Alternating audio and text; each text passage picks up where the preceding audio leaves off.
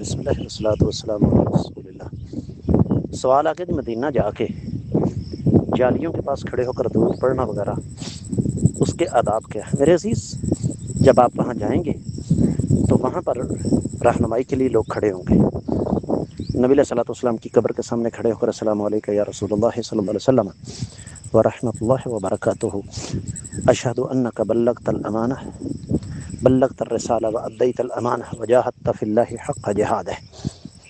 اور اسی طریقے سے سیدنا ابوبکر رضی اللہ تعالیٰ عنہ کے قبر کے سامنے السلام علیکم یا ابا بکر، اور سیدنا عمر رضی اللہ تعالیٰ عنہ کی قبر کے سامنے السلام علیکم یا عمر، یہ الفاظ کہنے چاہیے۔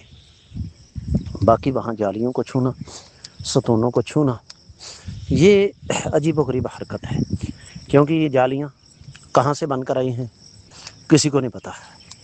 امید ہے کہ انشاءاللہ آپ کو اچھی طرح سمجھ آ گئی ہوگی۔ واللہ تعالی اعلم۔